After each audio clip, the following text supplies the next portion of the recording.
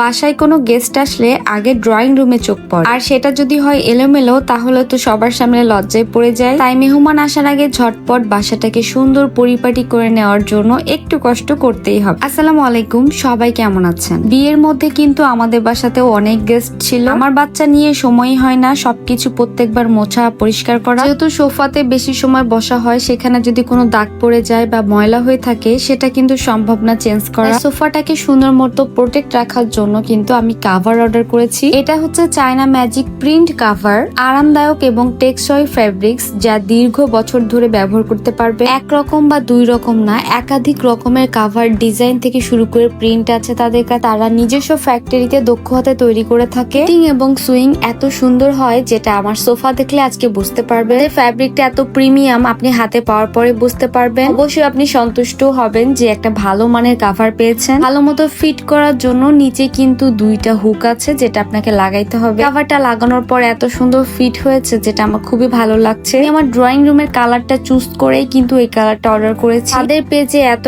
Review, এত reels সবকিছু update share করা আছে, আপনারা চেক আউট করে আসতে পারেন। আসবাবপত্র সেফ রাখার জন্য যেমন কাভারটা কাজ করে, তেমন কাভার পরানোর পর একটা অন্য লুক দেয় আর ময়লা ধুলোবালি থেকে রক্ষা করে। তাদের কাছে বিভিন্ন রকম কাভার আছে, আপনাদের যেটা পছন্দ সেটা নিতে পারে। শেষে যখন বাসায় ফিরি তখন যদি ঘর গোছানো থাকে, সবকিছু সুন্দর থাকে, তাহলে মনে শান্তি লাগে। আর যখন কোনো গেস্ট আসে, যখন প্রশংসা করে, তখন আরো ভালো লাগে। আপনার বাড়িটা একটু সুন্দর সাজানো গোছানো, এটা শুনতেই যেন মনে শান্তি লাগে। আজকে আমার এই সোফা কাভারটা কেমন লেগেছে অবশ্যই কমেন্টে জানাবেন, আর আমার ড্রয়িং রুমটা সাজানোর পরে দেখতে কেমন লাগছে সেটাও বলবেন। আপনাদের সাথে দেখা হয়ে যাবে নেক্সট ভিডিওতে। সবাই ভালো থাকবেন, সুস্থ থাকবেন। আল্লাহ হাফেজ।